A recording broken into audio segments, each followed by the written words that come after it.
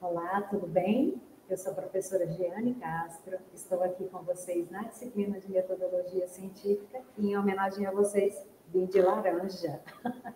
Tudo bem? Pessoal, nesse momento eu peço licença para vocês para compartilhar o material que nós preparamos para o nosso encontro de hoje e assim darmos continuidade a todo esse processo de construção aí do artigo científico que iremos publicar como produto final da nossa disciplina conjugada, metodologia da pesquisa 1, que estamos realizando esse semestre, e metodologia da pesquisa 2, que vai ser exatamente a entrega desses artigos. Então, vamos conhecer um pouquinho sobre essas revistas, tudo bem? Então, só para dar continuidade aí e contextualizar aí a nossa disciplina, tá? Estamos aqui no curso superior de Segurança Pública. Nós estamos aí na disciplina de Metodologia da Pesquisa. Eu sou a professora Giane Castro, que estou aqui com vocês. Essa é a nossa 13ª aula e nós iremos tratar aqui sobre as particularidades, sobre as orientações da revista de extensão, que vai ser um dos nossos produtos. A professora Érica já esteve com vocês, apresentando aí a nossa editora, em que nós iremos publicar as propostas que estão aí inseridas nesse contexto aí de manuais, de cartilhas, e hoje nós trataremos aí dessa proposta da revista de extensão que vai abrigar aí os nossos trabalhos frutos das disciplinas de curricularização da extensão. Então, conhecendo um pouquinho da revista. Essa revista, ela aceita artigos, proposta, e é publicada quadrimestralmente, ou seja, de 4 em 4 meses, ela publica uma versão, uma publicação aí dos artigos que foram submetidos ao longo do tempo. O ISBN dela é 2592/2019, é uma caracterização aí da nossa revista. E o Qualis dela, que é a nota que essa revista tem aí perante a plataforma Sucupira, que é aí a nossa estrutura maior que delimita aí a questão da nota, B1 é uma excelente nota, se nós considerarmos que as notas são de A1 a A4, B1 a B4. Tudo bem? Estamos aqui em B1, em excelentes mãos. A edição da revista, ela sempre aceita publicações temáticas. Especificamente, no nosso caso, nós já submetemos aí uma proposta para a revista e iremos aí acolher os artigos produzidos na nossa disciplina e estão aí incluídos nessa temática de segurança pública, bombeiro militar. Uma informação importante em relação a essa edição é que os artigos eles devem ser inéditos e pertinentes à temática proposta. Então, isso aí a gente já vai atender porque nós estamos aqui dentro desse contexto. A gente não está recebendo aí artigos esporádicos de iniciativa pontual aí dos autores. Essa revista, ela aceita relato de experiência. Como eu já falei para vocês, nós dividimos aí 3 publicações, na editora, na revista Humanidades e Inovação e na revista Extensão. Para essa revista Extensão, nós iremos aceitar os artigos fruto da curricularização da extensão, e aí nós enquadramos o artigo nesse tema aqui de direitos humanos por conta da própria natureza aí da curricularização da extensão.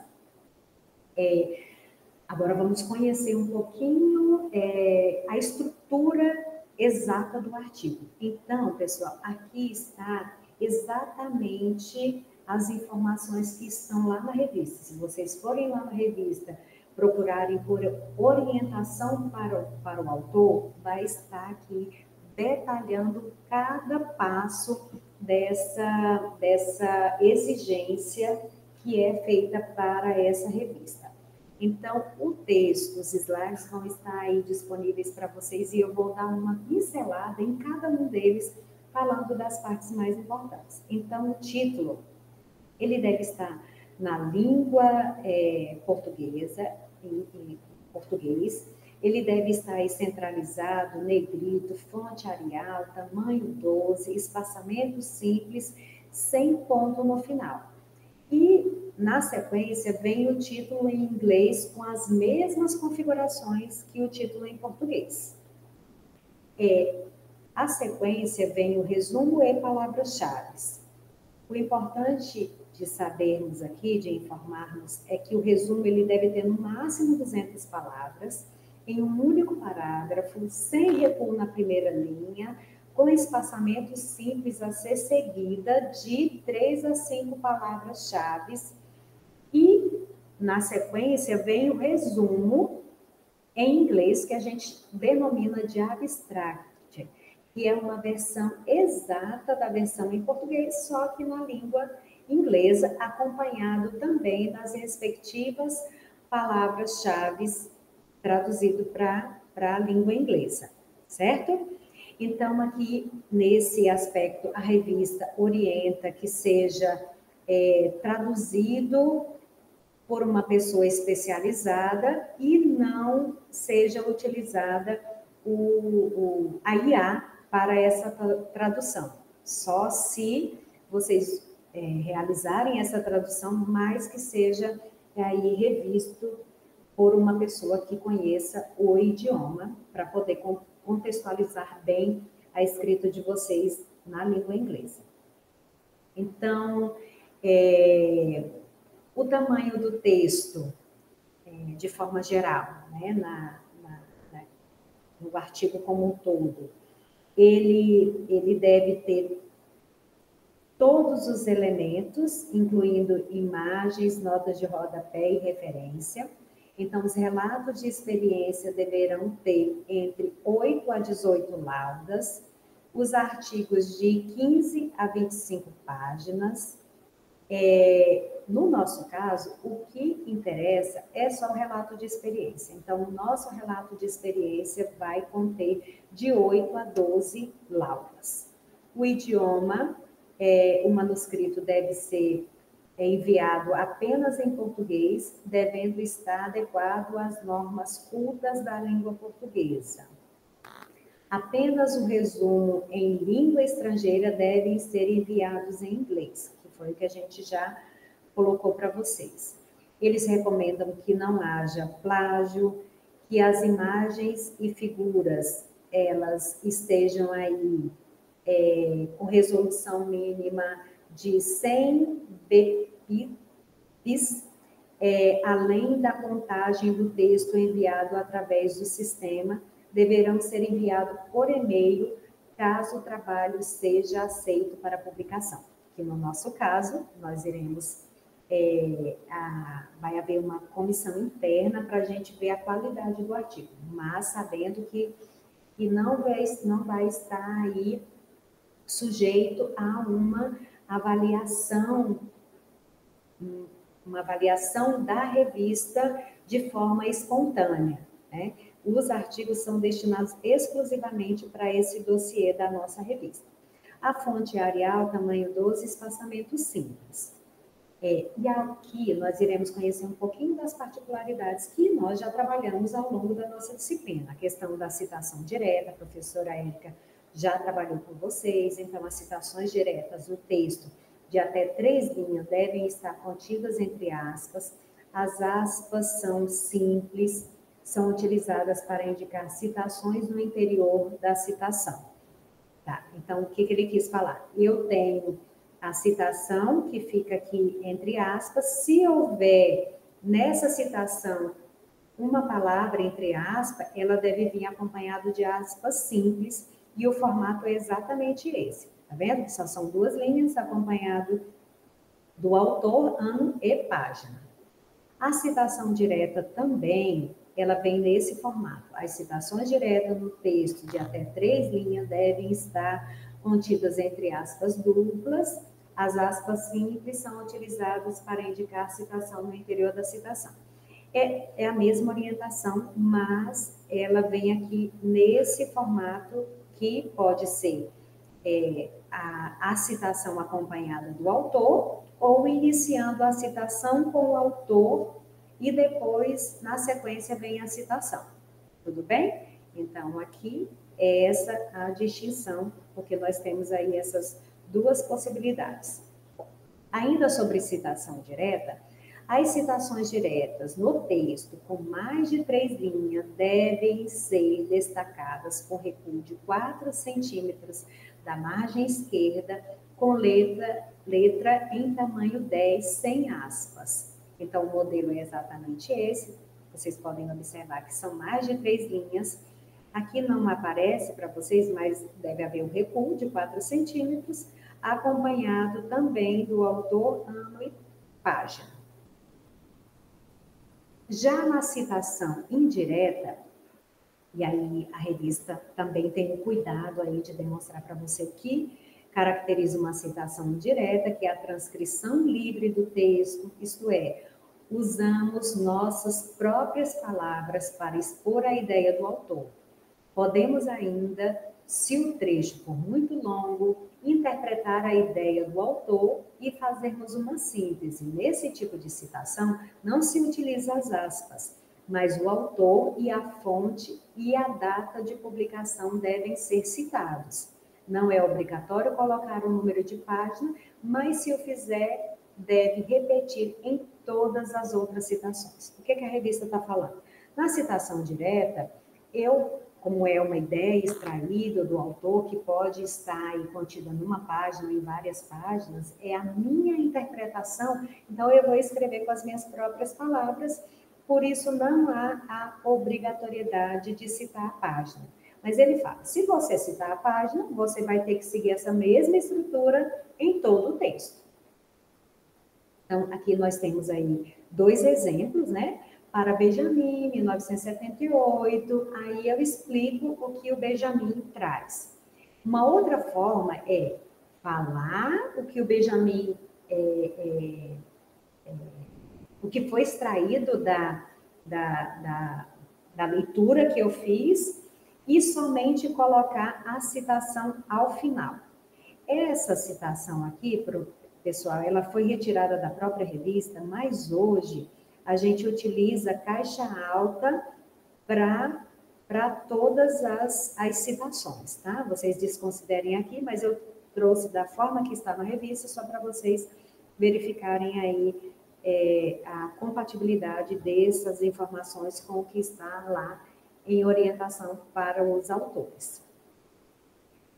As notas de rodapé, elas devem ser ordenadas por algarismos arábicos, que deverão ser subscritos no final do texto, ao final, quando se refere cada nota que foi utilizada no texto, tá?